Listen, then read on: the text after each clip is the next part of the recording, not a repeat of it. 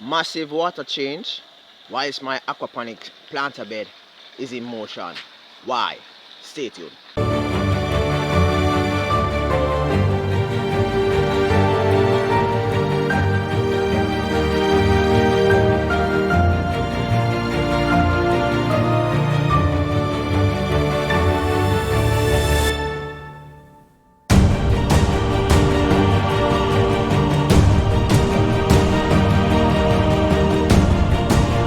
Hi everybody, welcome again to another episode of Fish Keep in Jamaica. Welcome to my channel.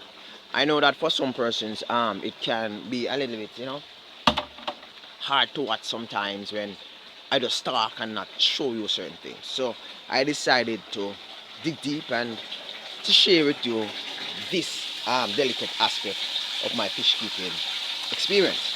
Now, as you all know, I did aquaponic system, right? I drill a hole in the middle of my tote, and totes are very expensive and hard to get in Jamaica, right? And I started my planter bed.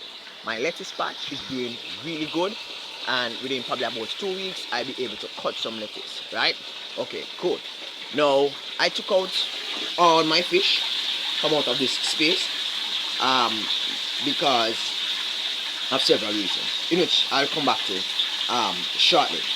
Now, placing your immersible pump, or submersible pump should I say, at the base of your pond or your aquarium is a very bad idea. Notice I placed my submersible pump probably, or you say, a little bit less than half into the pond. And one of the reasons for this is that the submersible pump is a pump that actually sucks in everything: water, leaf, sediment, everything that is within the water space, and it actually pushes it out into a top section, top section, whatever you refer to, right? This water that is actually filtered and pumped throughout the piping, right, goes to my planter bed, my grow bed, and the water circulates in the grow bed, and it's filtered through the rock through what you call mechanical filtration, and the water should return to the pond in a a little bit more free from nitrates, nitrites, thus reducing the rate in which ammonia should exist in the state. However, when you look at Jamaican tilapia fish feed, as I shared before in several shares, I should have actually recorded prior to this, but it looks so messy. Now, I have probably about 2 dozen, 2.5 dozen tilapia in this space, right? Now, it's 1,000 liters, right? It's 1,000 liters. And it has a 375 GPH pump, really good for the system, right? Pump supposed to be pumping everything waste into the space, and the plant's supposed to look really flushy. And someone asked me whether or not the lettuce would taste like fish. No, lettuce. You are reminded that when you're planting your crops, the crops use nutrients, right? And these nutrients are found either in the soil or in man-made stuff that you actually place within the soil, such as fertilizer, right? Horse manure or horse waste is one of the best ways in which you can use so as to plant your garden crops, right?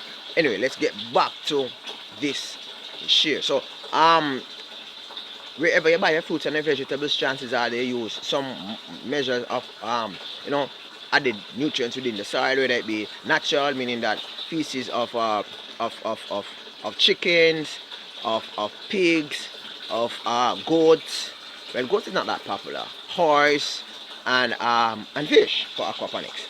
All right, so my fish for the past 4 weeks, my fish have been swimming at the top, and I've been gapping up here.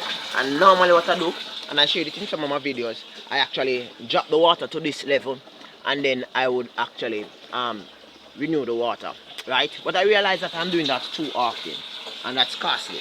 So I decided to investigate to see why is it that the water is becoming so polluted at such a quick pace. Although this still does the fish, the pump is supposed to be sufficient to pump the water.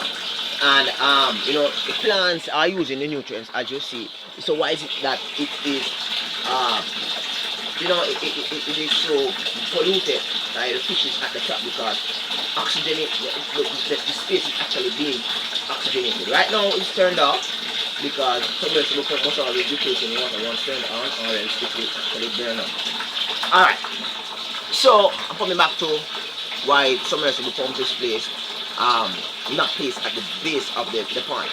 Now on investigation I realized that on the floor of the pond there are still remnants of the fish feed. Remnants of the fish feed still remain within the base of the pond. Now as you can see, you have fish feed having different components, right?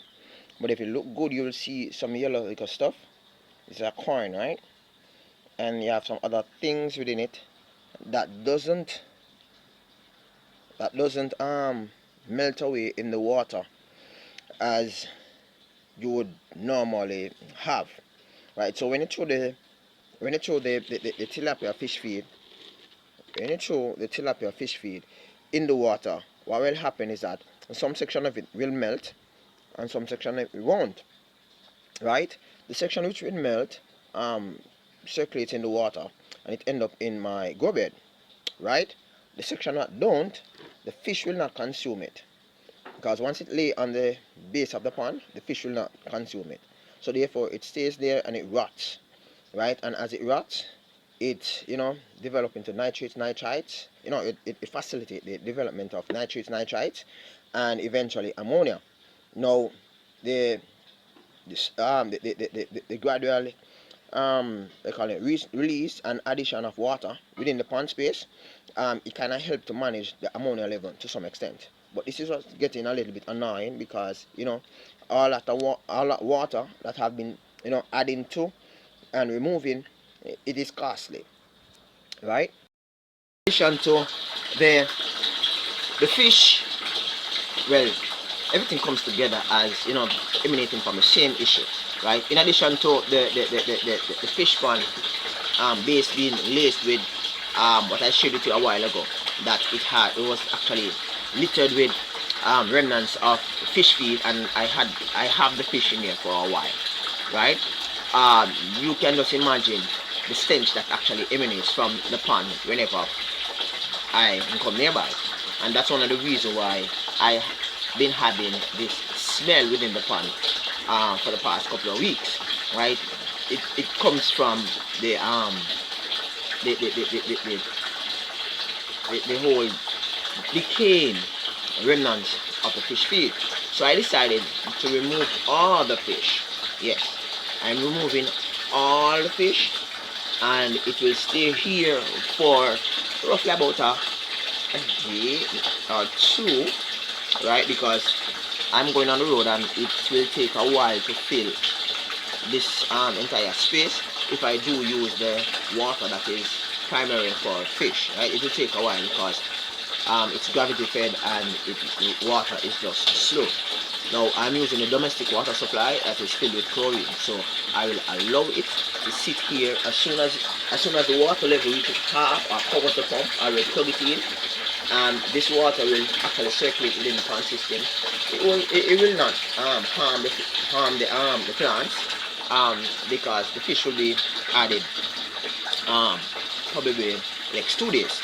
Now I am going to be taking this opportunity to actually shift around the fish that I actually keep within that space, meaning that it's very difficult for me to catch them, right? So what I'm going to be doing, I'm going to be in the next 2 days, when that pond is ready, I'm going to be dropping this pond, meaning that letting out the water, and I'm going to be putting these fish in that space and give them a little bit more grow out time, and they should grow a little bit faster, being it that I'm thinking about it. I'm not 100% sure, but this is my headspace. What I'm thinking right now, right? And then I would put the larger one here, but I would have to think about it a little bit more. I'm thinking about something right now, so it's not 100%. Now, what I've done with the fish that was in the aquaponic system is to actually add them to my broodstock pond. So my broodstock is actually messed up right now, because it's not like I marked them to say, okay, you're broodstock, you're broodstock. They were just here, they gave me some fries, and I was waiting on them to give me some more. And so when I'm actually taking these fish out, what I'm gonna have to do, I'm gonna have to try to sex them, right? And I am not gonna be doing that on camera, because I'm just not gonna be doing that on camera, right? So I'm gonna try to sex them and keep the larger ones here in this space, and you know and transfer the others, probably about 10, and transfer the others within a different space, right? And my system should be up and running. Now, as a fish keeper, you have to bob and weave, as they say in Jamaica, meaning that you have to take your hand, make fashion. You have to be creative in whatever you're doing, and this is just one of the ways in which I think is best, which serves the health of my fish better than any other idea. I know this pond, this 1,000 liter tote, is a little bit overstocked, but right now there's nothing that I can do so as to eliminate that that fact, right? But it's going on okay, and I think they will be okay, right? So yeah, ammonia spike within my tote, tilapia tote aquaponic system, and caused me to actually change my water, everything. You notice the leaves are still in there. It's a bit of a problem because I can't go through this space and go down there and take up the leaf. So I'm gonna have to, when everything is filled, I'm gonna have to try and see if I can use the net and actually take them out, because it's a little bit tricky taking them out. Hope that this video, oh yeah guys, rain fell, and as you can see, my little patch is actually getting some beating. But anyway, they still looking good. Have a wonderful day guys. Peace out. Wow, they are back. When I said they are back, I mean the bugs are back.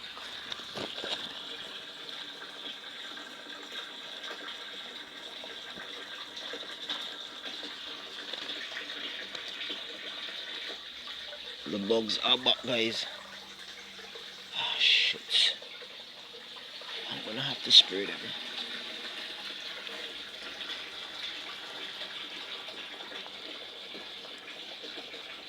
I'm gonna have to spray this thing. I think I got that one, but with seeing one, that suggests that there are more. So I'm gonna have to mix up my garlic and my mineral water again and spray these things. Wow. Okay guys, peace out, catch you next time, bye bye.